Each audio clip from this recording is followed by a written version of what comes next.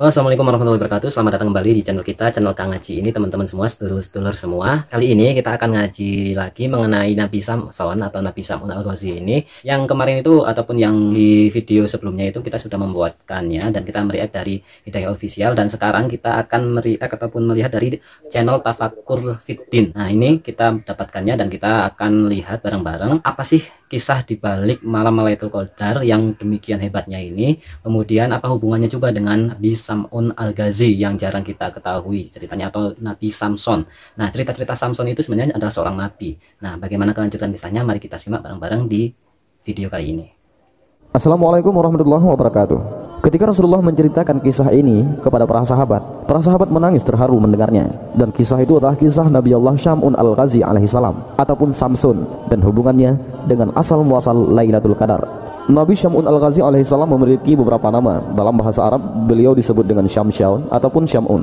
Dalam bahasa Ibrani disebut dengan Simson. Dalam bahasa Tiberias disebut dengan Shimshon. Dalam Alkitab Nasrani beliau disebut dengan Samson. Nama Syam'un sendiri artinya yang berasal dari matahari, sedangkan Al-Ghazi artinya yang berasal dari Ghazi ataupun Gaza, Palestina sekarang. Suatu ketika Nabi SAW berkumpul bersama para sahabat di bulan suci Ramadan. Beliau Rasulullah terlihat tersenyum sendiri. Lalu ditanya oleh para sahabatnya, "Apa yang membuatmu tersenyum wahai Rasulullah?" Beliau menjawab, "Diperlihatkan kepadaku di hari akhir, ketika seluruh manusia dikumpulkan di padang mahsyar, ada seorang nabi yang membawa pedang dan tidak mempunyai pengikut satupun, masuk ke dalam surga. Dia adalah Syam'un." Ketika Rasulullah bercerita tentang seorang nabi bernama Sam'un Al-Ghazi alaihissalam, beliau adalah nabi yang berasal dari Bani Israel yang diutus di tanah Romawi. Nabi Sam'un Al-Ghazi alaihissalam berperang melawan bangsa yang menentang ketuhanan Allah. Nabi Sam'un alaihissalam adalah seorang pahlawan berambut panjang yang memiliki kemukjizatan dapat melunakkan besi dan dapat merubahkan istana. Nabi Sam'un memiliki senjata semacam pedang yang terbuat dari tulang rahang unta bernama Liha Jamal. Dengan pedang itu, ia dapat membunuh ribuan orang kafir. Siapapun musuh yang berhadapan dengannya pasti akan hancur dengan pedang ajaibnya.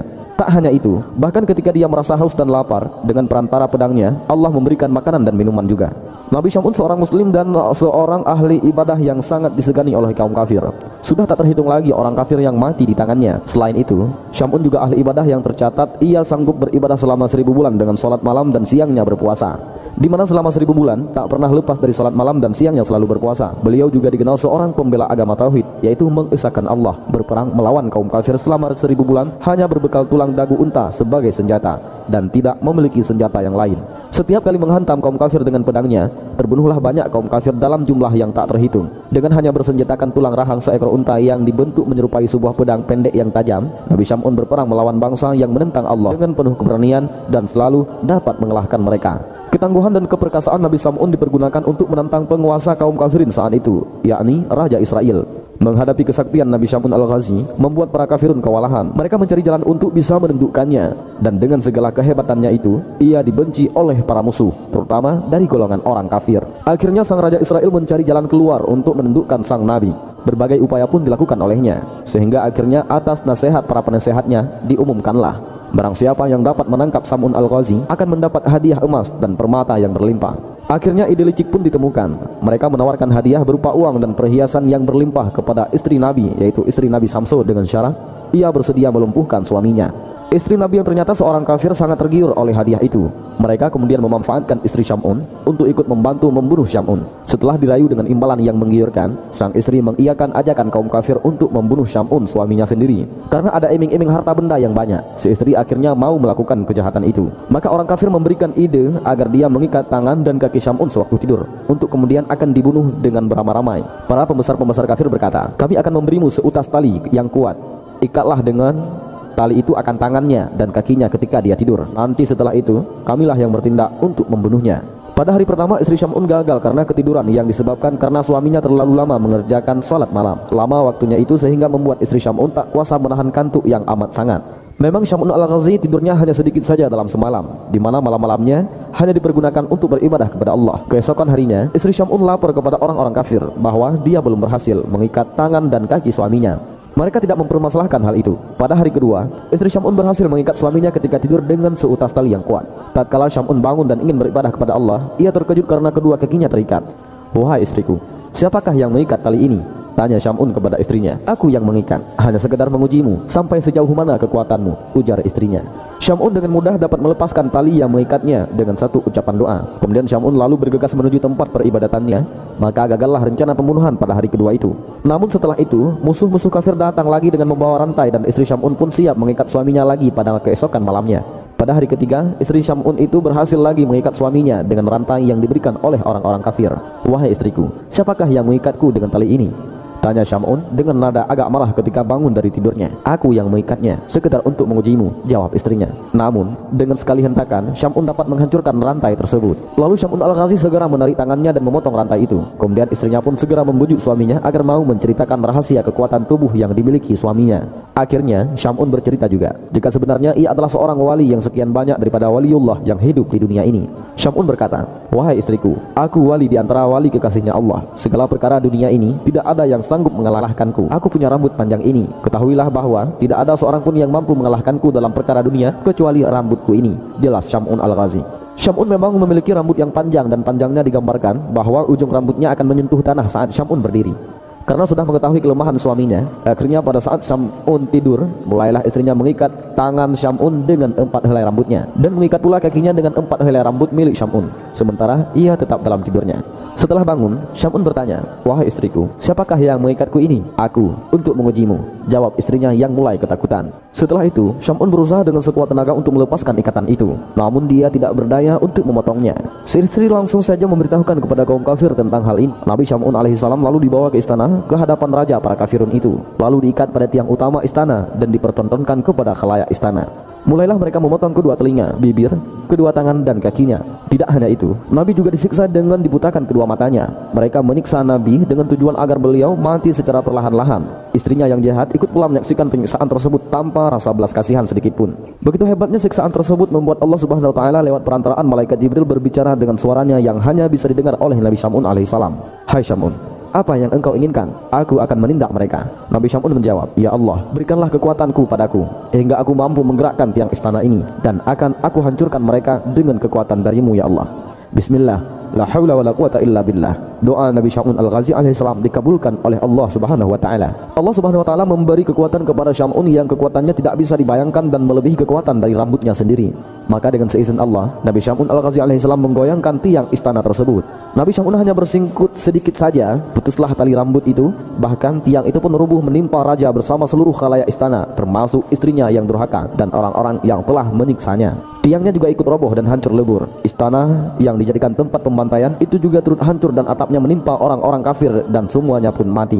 Begitu juga dengan istrinya, juga ikut tertimpa reruntuhan gedung istana kafir itu. Mereka semua mati tertimpa reruntuhan bangunan istana dan terkubur di dalamnya. Hanya Syam'un sendiri yang selamat. Lalu Allah pun mengembalikan seluruh anggota badan yang telah terpotong dan menyembuhkan segala yang beliau rasa sakit itu. Setelah peristiwa itu, Nabi Syam'un Al-Ghazi alaihissalam bersumpah kepada Allah akan menebus semua dosanya dengan berjuang menumpas semua kebatilan dan kekufuran selama 1000 bulan tanpa henti.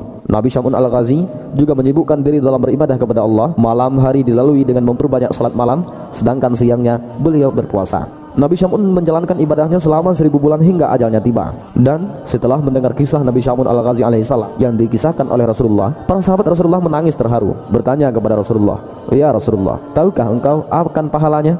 Rasulullah menjawab, "Aku tidak mengetahuinya." Setelah Rasulullah selesai berkisah, Allah Subhanahu wa taala menyuruh malaikat Jibril datang kepada Nabi Muhammad SAW dan menurunkan surat Al-Qadar. "Hai Muhammad, Allah memberimu Lailatul Qadar kepadamu dan kepada umatmu. Ibadah pada malam itu lebih utama daripada ibadah 1000 bulan," ujar malaikat Jibril.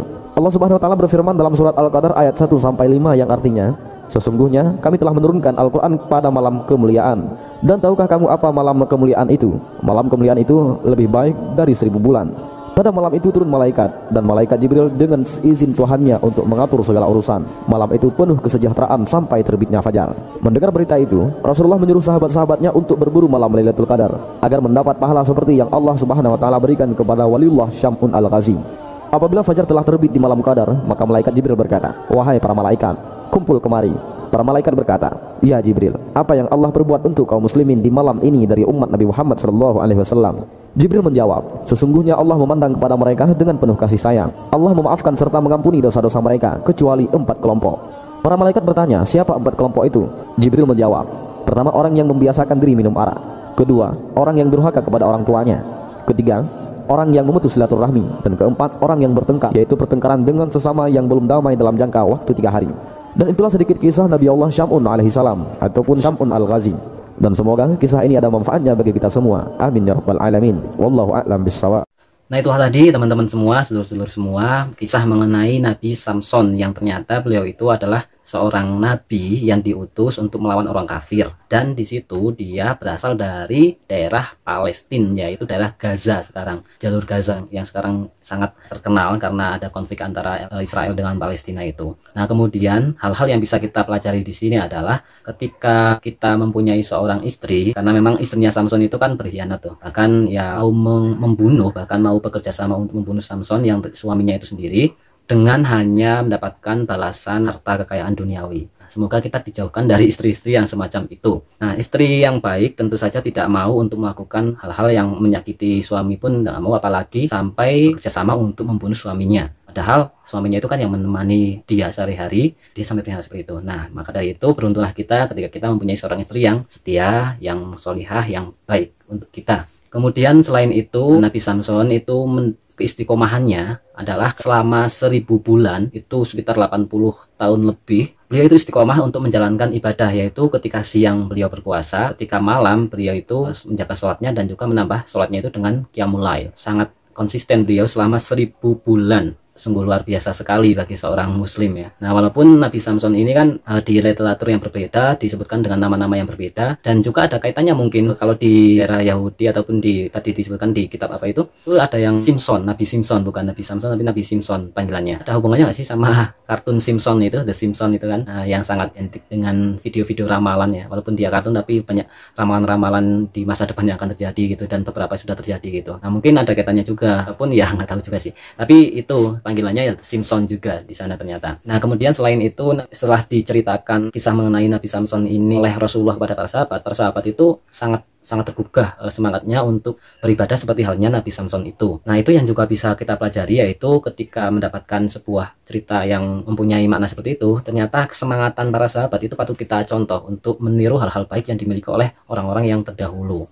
Karena beliau kan membaca sejarah juga. Kisah yang dituturkan oleh Nabi Muhammad itu juga menjadi sebab diturunkannya surat Al-Qadar. Nah, di situ artinya ternyata beberapa sebab diantaranya diturunkan ayat-ayat Quran itu ternyata ada ketika diskusi antara sahabat dengan Nabi, ataupun ketika Nabi ditanya oleh sahabat, kemudian Nabi karena belum dikasih tahu, kan ditanya oleh sahabat pahalanya itu seberapa besar gitu kan, dan bagaimana cara bisa mendapatkan seperti itu. Zaman Rasulullah itu hidup selama 100 tahun sampai 100 tahun itu kan agak sulit. Ya, maksudnya itu fasenya aja kan Nabi Muhammad kan hanya 63 tahun. Ketika mencapai 80 tahun lebih itu kan konsistensinya, padahal dia kan mulai Islam itu sudah umur 40, udah tua gitu, nggak mungkin untuk bisa 1000 bulan mencapainya. Nah, akhirnya diturunkanlah surat Al-Qadar ini yang menerangkan tentang malam Lailatul Qadar, yang mana lebih baik daripada 1000 bulan yang dilakukan oleh Nabi Samson tersebut. Keutamaan malam Lailatul Qadar itu bisa dilakukan atau hanya muncul ketika di bulan suci Ramadan ini. Maka beruntunglah kita ketika kita itu sukacita untuk menyambut bulan Ramadan dan menjalankan ibadah bulan Ramadan dengan segenap hati kita. Kemudian di antara hal yang lain yang bisa kita pelajari, hal-hal ini juga harus diperhatikan nih untuk kita, agar kita tidak, karena kita eman-eman ketika kita itu tidak mendapatkan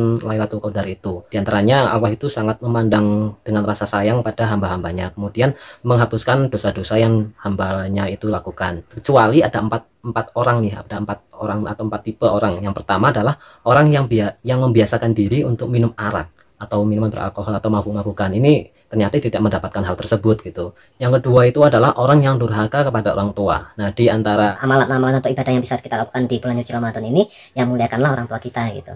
Jangan sampai durhaka pada orang tua kita, karena nanti akan tidak termasuk ke dalam kelompok orang yang mendapatkan kebaikan di bulan Ramadan, tapi malah pengecualian itu. Kemudian yang ketiga itu adalah orang yang memutuskan tali silaturahmi. Nah, itu juga sangat eman-eman sekali gitu. Ketika bulan Ramadan ini, baiknya kita nyambung tuh silaturahmi kita kepada orang-orang sekitar kita, pada orang-orang lain, itu sambung silaturahminya tetap dijaga gitu, agar kita mendapatkan kebaikannya. Kemudian yang terakhir atau yang keempat adalah orang yang bertengkar dan selama 3 hari lebih itu tidak berdamai. Itu hati-hati sekali, karena di bulan suci Ramadan ini juga ada banyak tantangan ketika kita kadang emosinya tersulut, itu kemudian marahan, ya bertengkar pada entah itu dalam keluarga ataupun dalam hubungan pertemanan dan sebagainya. Itu jangan sampai 3 hari lebih tidak berdamai, karena akan jadi orang yang termasuk dalam 4 kelompok orang yang dikecualikan mendapatkan kasih sayang dan juga peleburan dosa-dosa dari Allah Subhanahu wa taala. Itu saja teman-teman, semoga kita mendapatkan kebaikan-kebaikan di bulan suci Ramadan ini, dan semoga kita bisa dipertemukan kembali di Ramadan tahun depan dan tahun-tahun selanjutnya. Semoga rezeki kita lebih lancar, barokah, kemudian diberikan kesehatan, kebaikan, dan semua yang terbaik dari Allah Subhanahu wa taala. Itu saja yang bisa kita sampaikan, dan semoga bermanfaat untuk kita baik di dunia maupun di akhirat kelak. Amin. Terima kasih. Barakallahu. Wassalamualaikum warahmatullahi wabarakatuh.